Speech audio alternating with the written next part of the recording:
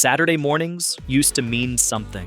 A bowl of cereal, the glow of the television, and cartoons that pushed boundaries we didn't even know existed. But not every cartoon made it past the censors. Some were pulled from the air, locked away in studio vaults, and declared too controversial for audiences. These aren't just forgotten episodes. These are pieces of animation history that networks tried to erase. Today, we're looking back at the most infamous banned cartoons of all time. Number 15, Coal Black and the Seven Dwarfs by Warner Brothers. Warner Brothers released this cartoon in 1943, directed by Bob Clampett. It was a parody of Snow White, set to jazz music and featuring an all-black cast of characters. The animation was fluid, the music was exceptional, and the creativity was undeniable. But the racial caricatures were extreme, even by the standards of the 1940s. The cartoon depicted characters with exaggerated features that reflected the worst stereotypes of the era. While some jazz historians and animation scholars have argued that the short had artistic merit and featured genuine respect for jazz culture, the imagery was impossible to separate from its offensive content. Warner Brothers eventually placed it in the censored 11, a group of cartoons deemed too inappropriate for distribution. Bob Clampett later defended the cartoon, saying he worked with African-American musicians and that everyone involved was proud of the final product. But intentions didn't change the impact. The cartoon hasn't aired on television since 1968 and remains one of the most controversial pieces of animation ever produced by a major studio. Number 14, Der Führer's Face by Walt Disney. This 1943 Donald Duck cartoon was actually an Academy Award winner, but it's been largely hidden from public view ever since World War II ended. Donald Duck dreams he's living in Nazi Germany, forced to work in a munitions factory while saluting Hitler constantly. The entire cartoon is a satirical nightmare showing the horrors of fascism. The song Der Führer's Face, originally titled something much more offensive, became a hit during the war. The cartoon showed swastikas everywhere, Nazi officers as buffoons, and the oppressive nature of Hitler's regime. When Donald wakes up at the end, he's relieved to find himself in America, hugging a miniature Statue of Liberty. After the war ended, Disney pulled the cartoon from circulation. It wasn't because of complaints or controversy. The studio simply felt that once the war was over, the satire had served its purpose.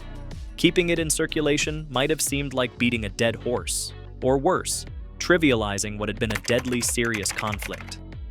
The cartoon has been released on DVD collections for historical purposes, but Disney never gave it the same treatment as other Donald Duck classics.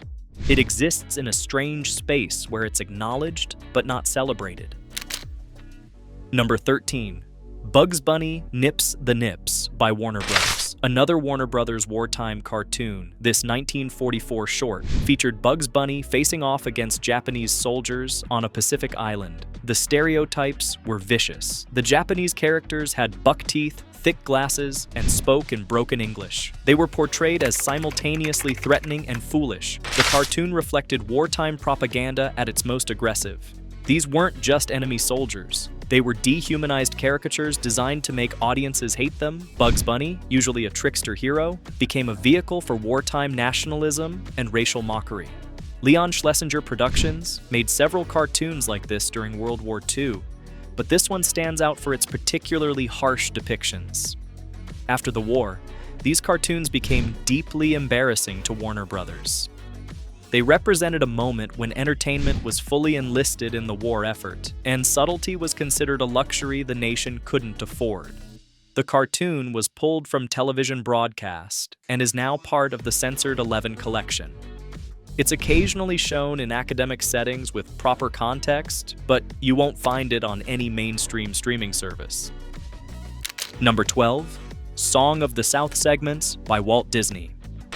While not a full television cartoon, the animated segments from this 1946 film have been effectively banned by Disney for decades. The film combined live action and animation, telling stories through the character of Uncle Remus, a former slave who entertains children with folk tales. The animated sequences featuring Brer Rabbit, Brer Fox, and Brer Bear were technically impressive and entertaining. The problem was the context.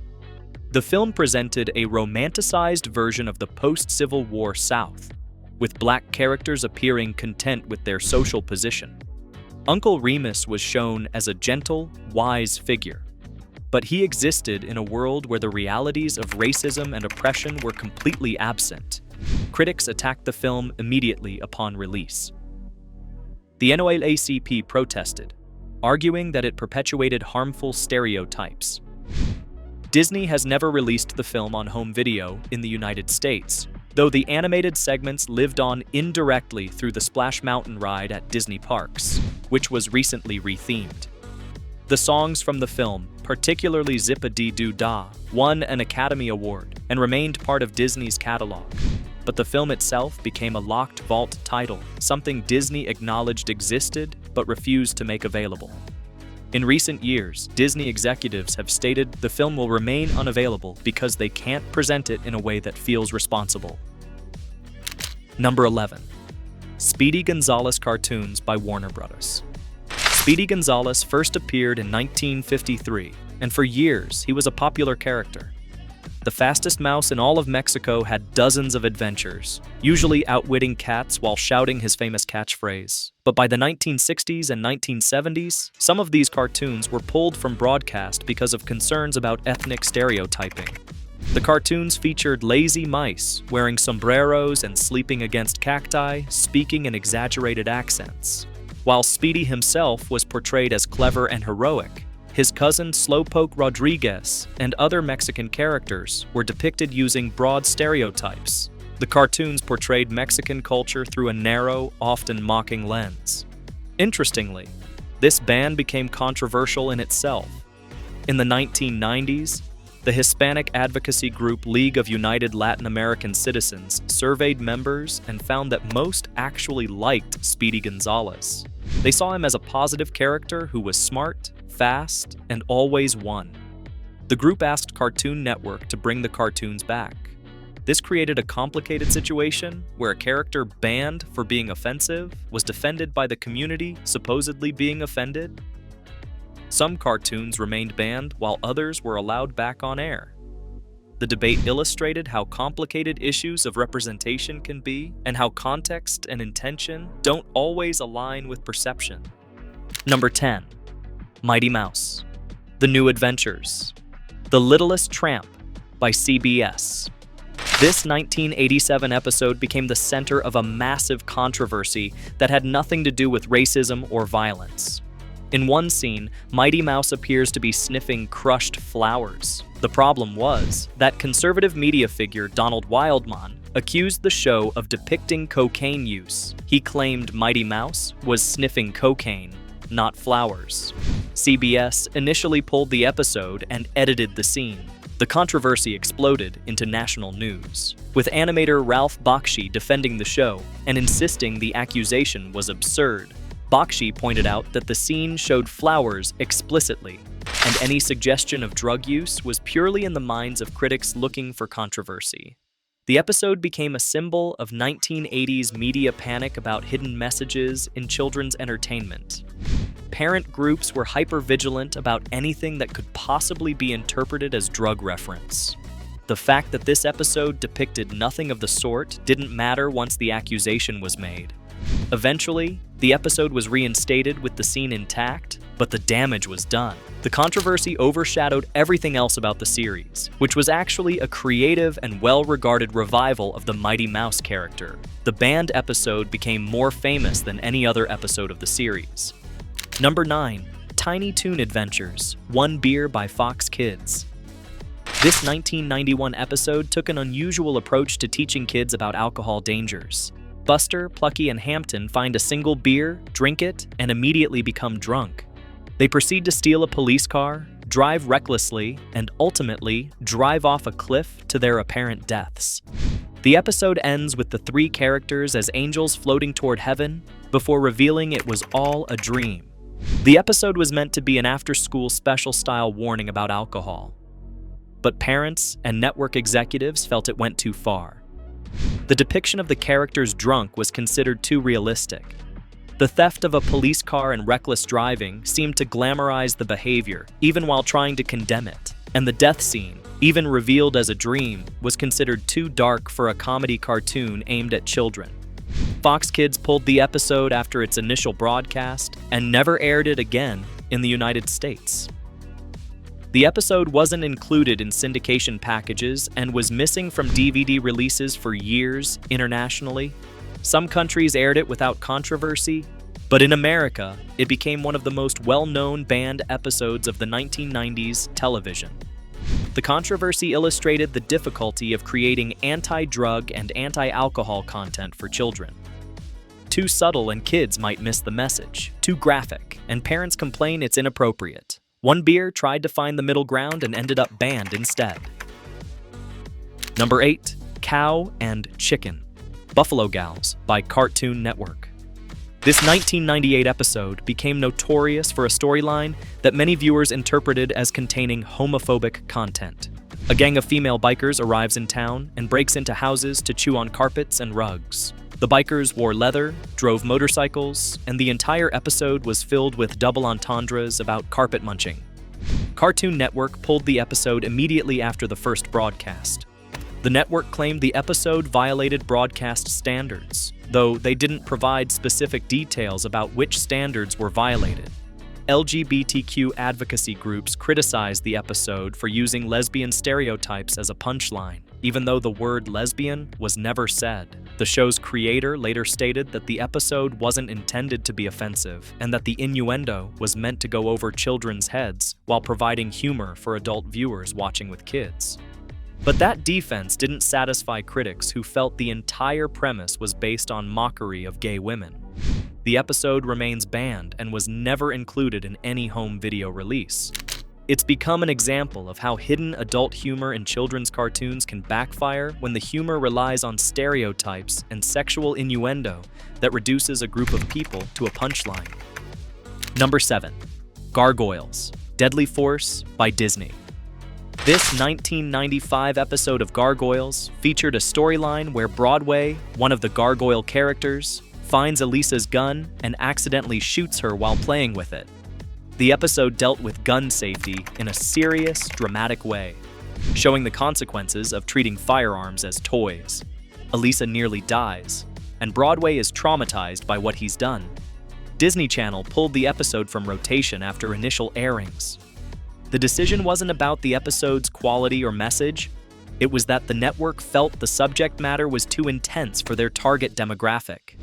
The episode showed blood, depicted a beloved character at death's door, and dealt with guilt and trauma in ways that were unusually heavy for a mid-1990s animated series. Fans of Gargoyles considered Deadly Force one of the best episodes of the series. It treated young viewers with respect, didn't talk down to them, and dealt with serious consequences in a thoughtful way.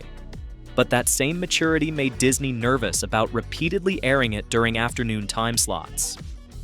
The episode was included in the DVD release of the series without any edits. The ban was about broadcast context, rather than the content itself being inappropriate. It was simply deemed too serious for casual viewing, especially after school shootings made gun violence an increasingly sensitive topic in American media. Number 6. Dexter's Laboratory. Rude Removal by Cartoon Network. This 1998 episode was produced, but never aired. The premise involved Dexter creating a machine that would remove rudeness from his sister Dee Dee.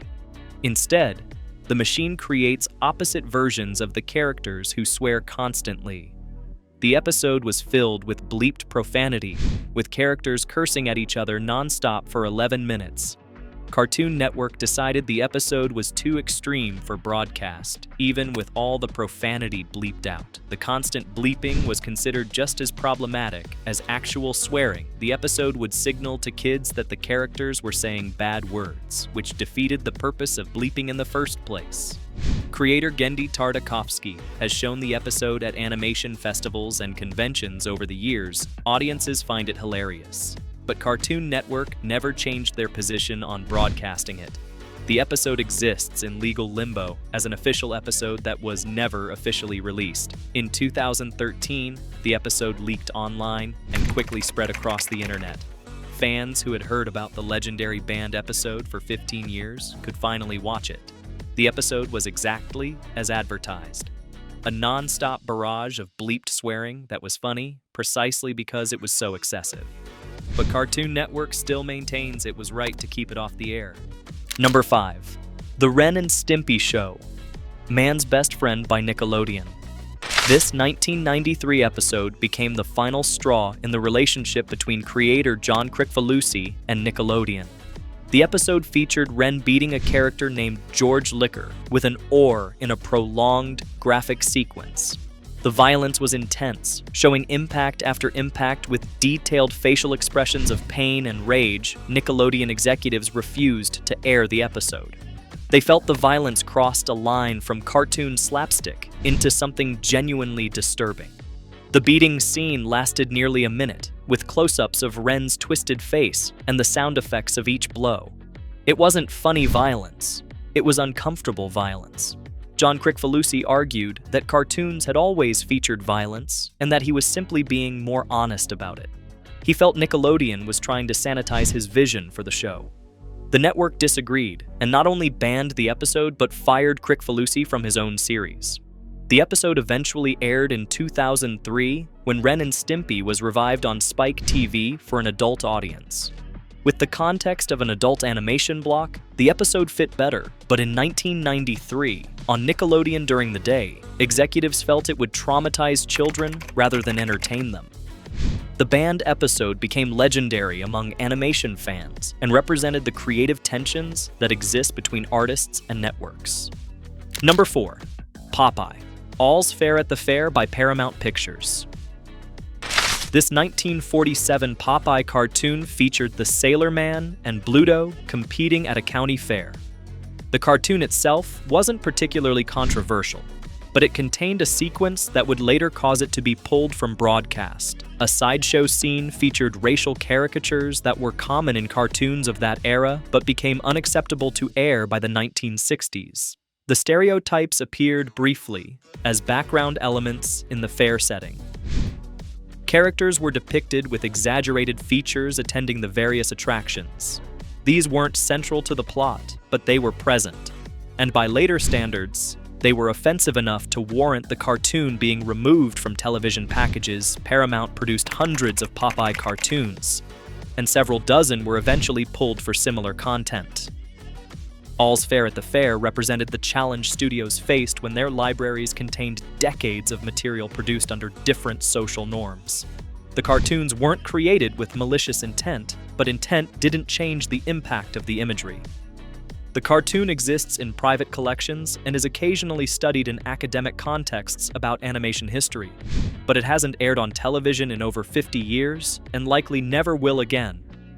It's one of many examples of how even beloved characters like Popeye weren't immune to the prejudices of their times. Number 3. Tom and Jerry. Various Shorts by MGM. Multiple Tom and Jerry cartoons have been banned or heavily edited over the years. The most controversial aspect was the character Mammy Two Shoes, a heavy-set black housekeeper who appeared in many shorts from the 1940s. She was depicted as a stereotype, shown only from the waist down for most of her appearances, and spoke in an exaggerated dialect.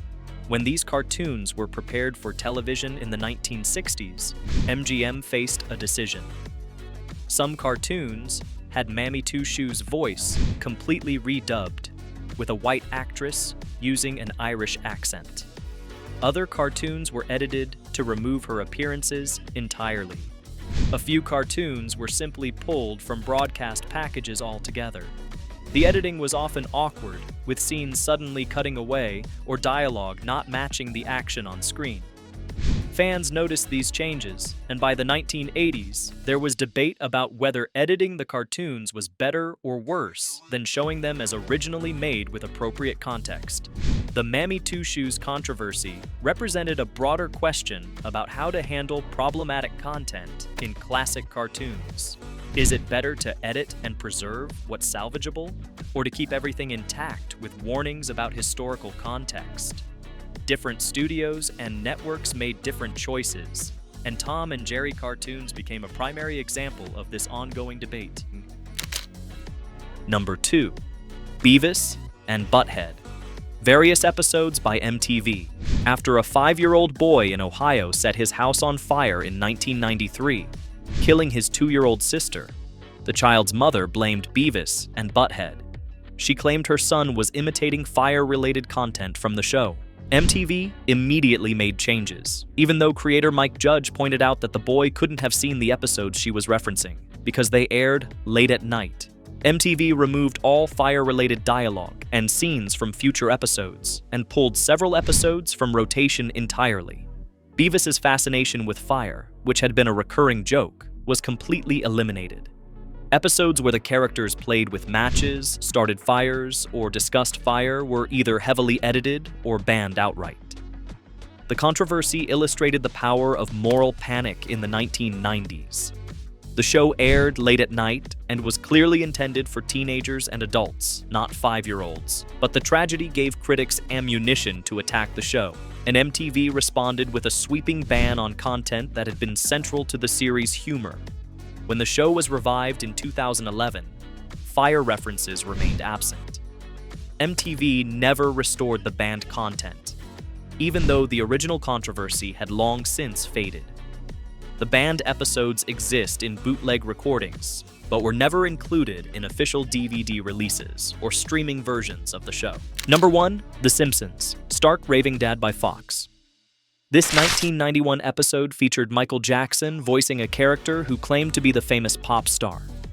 For years, it was a beloved episode, considered one of the show's best. But in 2019, after the documentary Leaving Neverland aired allegations against Jackson, creator Matt Groening and executive producer James L. Brooks decided to pull the episode from circulation. The decision was made internally by the show's creators without network pressure. They felt uncomfortable with the episode continuing to air, given the serious allegations against Jackson. The episode was removed from streaming services, taken out of syndication packages, and excluded from future DVD sets. This ban was unique because it happened decades after the episode originally aired, and it wasn't due to content within the episode itself. The episode contained nothing inappropriate, but the association with Jackson became something the creators no longer wanted to maintain. Fans were divided on the decision. Some appreciated the creators taking a moral stance. Others felt that removing the episode was a form of historical revisionism, erasing part of the show's history because of external events. The episode remains banned, and the Simpsons creators have indicated they have no plans to reverse the decision. These cartoons represent different eras of animation and different types of controversy. Some were products of their time, reflecting attitudes that we now recognize as harmful. Others were well-intentioned but misjudged their audience or subject matter. And a few were simply too edgy for the networks that commissioned them. Animation has always pushed boundaries, testing what's acceptable in entertainment meant for young viewers. These banned episodes and shorts remind us that those boundaries have shifted dramatically over the decades. If you enjoyed this look back at animation history, make sure to like this video and subscribe to the channel for more content about the cartoons and shows that shaped our childhoods. Thanks for watching, and I'll see you in the next video.